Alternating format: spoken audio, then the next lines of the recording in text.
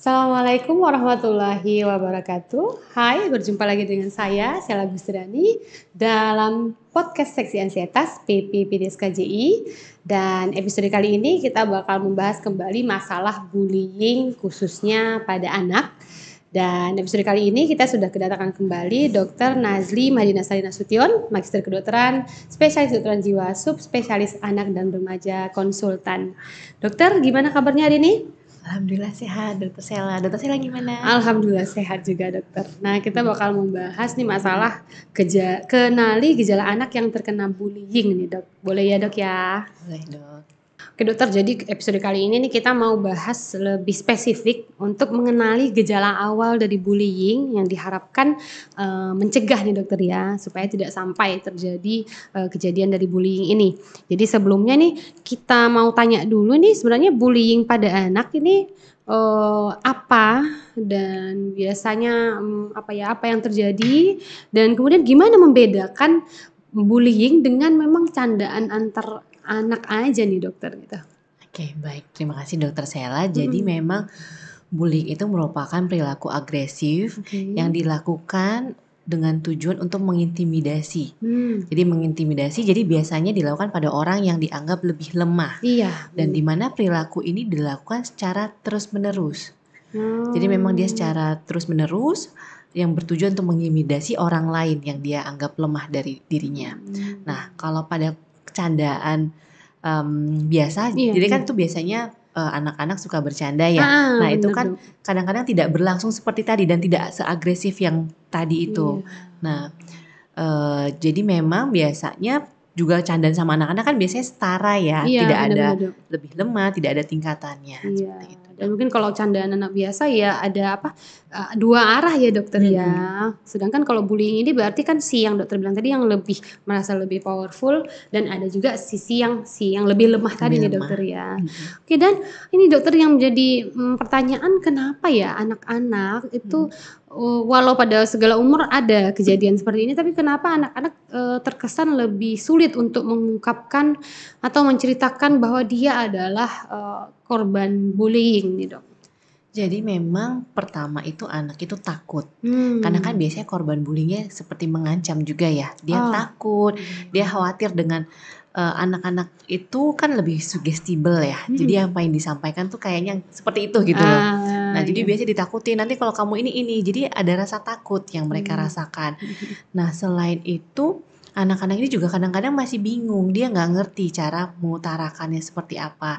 Dia nggak tahu bahwa apakah ini termasuk perilaku yang bullying atau sebenarnya bukan. Nah, dia masih kebingungan seperti itu. Jadi biasanya itu karena takut atau satu lagi bingung ya malah, dokter ya. Ini saya dibully apa enggak nih gitu ya, Dok. Atau ada pada sebagian anak mungkin nggak tahu bahwa itu adalah perilaku bullying gitu ya. Jadi kan memang kadang-kadang kemampuan mereka belum terlalu berkembang ya. Jadi kadang-kadang mereka nggak ngerti, dan kalaupun mereka merasa nggak nyaman, nggak tahu cara mengutarakannya seperti apa. Oke, nah jadi kan jadinya kembali lagi ke peran orang tua. Gimana nih, dokter, untuk mengetahui ciri-ciri lah setidaknya ya, dok ya, oh, anak saya ini jangan-jangan korban bullying. Apa yang bisa kita tandai sebagai untuk diwaspadai gitu, dok? Jadi biasanya kita bisa lihat nih beberapa hal ya. Jadi biasanya ada perubahan perilaku dari si anak. Kok sepertinya ceria, kok kali ini enggak. Terus si anak biasanya sekolah seneng, kali ini malah nggak mau sekolah, atau nggak, kayak ada yang ditakutin ketemu, misalkan takut sama sosok tertentu. Kemudian juga misalkan si anak jadi kayak lebih kadang-kadang tidur sering mimpi buruk, kebangun malam nangis, seperti itu. Jadi ada perubahan perilaku atau emosi yang mungkin dialami anak. Atau juga kadang-kadang bisa terlihat dari, kok kayaknya barangnya sering hilang. Ini hilang dia lupa atau mungkin diambil gitu Nah, ya. biasanya kadang-kadang malah barang-barangnya kayaknya yang lumayan berharga nih yang hilang. Oke. Atau kok kayaknya ada luka, dan kalau dia bilangnya jatuh tuh nggak seperti ini. Kok kayaknya kurang sesuai nih lukanya dengan yang dia ceritakan. misalkan. Jadi dia ada bisa berupa gejala fisik, emosional tadi, dokter ya, perubahan perilaku juga. Kemudian malah dari barang-barangnya juga. Jadi kembali lagi bahwa orang tua berperan penting dalam mengobservasi anak ya dokter ya. Kemudian apakah juga anak bisa menjadi lebih pemalu, nggak percaya diri, nggak berani tampil, apakah ada hubungannya dok dengan pembulian gitu dok? Jadi kan pada saat pembulian itu kan dia mengintimidasi ya, jadi dia berusaha kayak menurunkan harga diri bahwa kamu tidak berharga, Iya. kamu tidak pantas, kamu tidak bisa apa-apa, kamu tidak bisa melawan. Nah itu yang akhirnya lama-kelamaan jadi menimbulkan dia memang seperti itu ya aku tidak berharga ya, aku nggak bisa ya. Jadi akhirnya lama-lama percaya dirinya menurun. Jadi bisa aja dokter dampak jangka panjangnya ya dok ya. Nah kalau misalnya kita orang tua nih sudah melihat tanda, curiga jangan-jangan anak saya nih korban bullying nih dokter. Jadi sebagai seorang orang tua, apa yang bisa kita lakukan? Terkadang kan kita langsung terpancing emosi atau balik ngelabrak langsung kan banyak kejadian gitu dok ya. Jadi bijaknya itu bagaimana langkah kita untuk menangani? Nah, jadi memang pertama sih kita curiga nih sama si anak. Kita mungkin boleh ajak cerita sama si anak. Dia kan kadang-kadang takut atau ragu ya. Jadi pertama itu berikan suasana yang aman, nyaman buat anak untuk dia cerita. Nah, ketika dia cerita pun kan kita tahu dia masih anak ya. Apakah pemahamannya benar atau enggak? Mungkin boleh pelan-pelan mencari tahu, berdiskusi dengan gurunya. Kita nggak apa-apa. Jadi sebenarnya guru itu kan partnernya kita ya. Iya benar-benar. Kita orang tua di rumah, guru itu orang tua di sekolah. Jadi saling diskusi aja. Mungkin boleh bercerita, saya melihat kondisi anak saya berbeda, seperti ini ceritanya, apa benar ya? Tapi kita jangan langsung ngejudge ya, jangan langsung anak ini enggak. Jadi kita pelan-pelan aja pendekatannya naik ke guru. Apa benar ya Miss, guru katanya begini, apa di kelas seperti itu? Ada kejadian seperti itu gitu ya. Jadi kan kadang-kadang guru juga mengobservasi ya. Jadi biar guru juga akhirnya lebih aware. Oh nanti coba saya lihat. Nanti coba saya lihat ada masalah nggak? Atau memang dia diganggu nggak? Biar nanti jadi lebih fokus gitu guru melihat si anak ini. Iya. Jadi jangan ujuk-ujuk langsung datang ke sekolah mengobrak-abrik gitu ya dokter ya.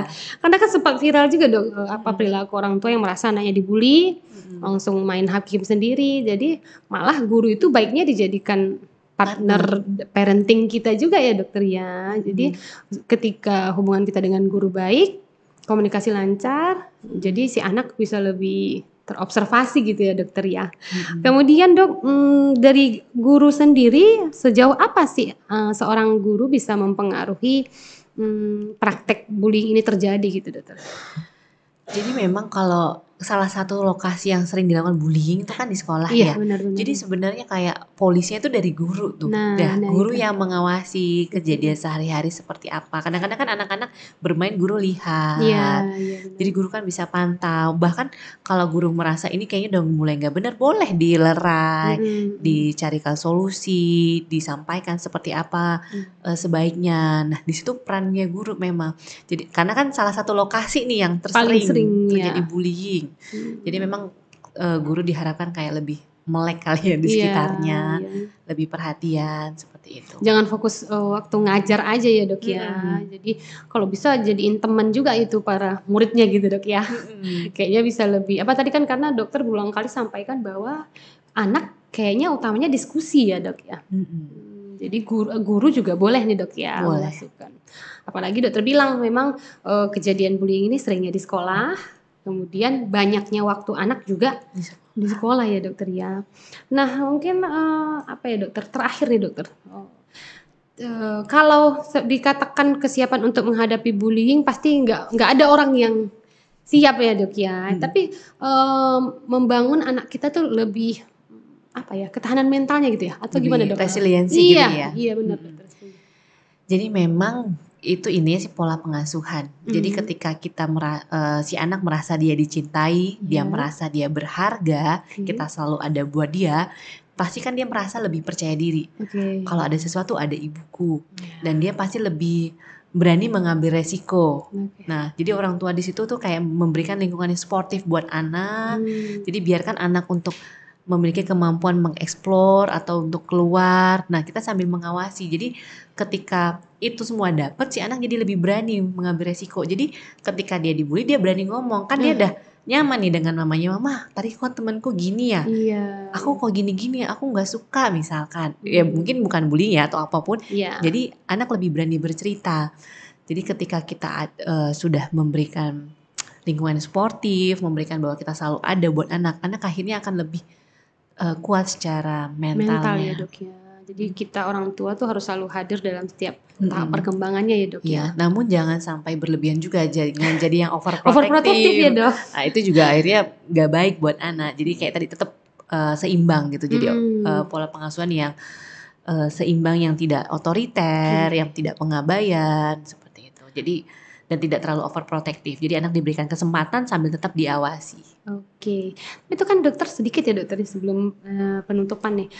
Tadi supaya resiliensi gitu, lebih tahan mentalnya untuk tidak menjadi korban bullying. Apakah berlaku juga supaya tidak menjadi pelaku bullying nih dokter untuk anak? Karena kan pelakunya pasti sama-sama mereka juga kan Iya, dok. bahkan terkadang kalau dia suportif, orang tuanya berperilaku mengajarkan dia baik, dia mungkin akan lebih baik. Karena kita nih kadang-kadang khawatirnya curiga ya pada anak-anak pelaku bullying, jangan-jangan sebenarnya di rumah dia juga diperlakukan seperti itu. Iya. Atau dia melihat ada orang yang seperti itu.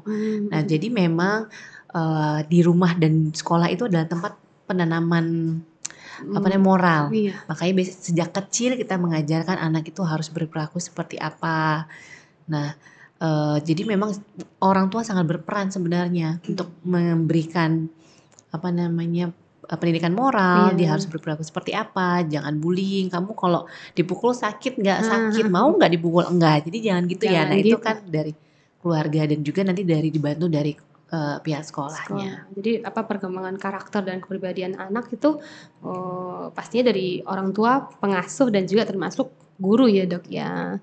Jadi memang kembali lagi kerjasama dari orang tua, lingkungan sampai pihak sekolah juga penting untuk menghindari terjadinya kasus bullying lainnya ya dok.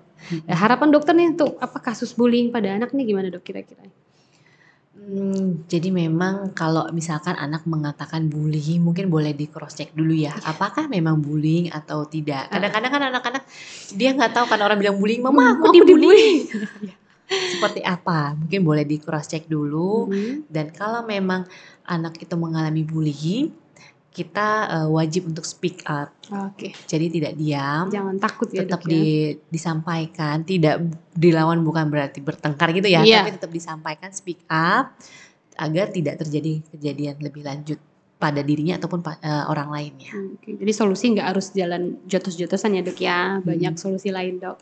Terima kasih banyak dokter atas sharingnya, luar biasa sekali. Mudah-mudahan kita punya kesempatan lain dok untuk ngobrol lagi, khususnya masalah kesehatan mental pada anak.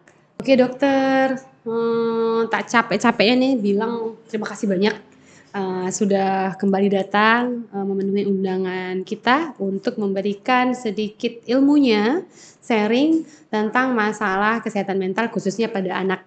Nah, untuk yang mau kenal lebih dalam dengan Dr. Nazli, ini gimana dok? Bisa kita follow Instagram atau ada media sosial lain dok? Baik, terima kasih Dr. Sela. Mungkin boleh follow Instagram saya di nazli_nmn. Oke, dan jangan lupa juga follow dari Instagram Seksi Ansietas dan juga Instagram dari Klinik Bina Atma.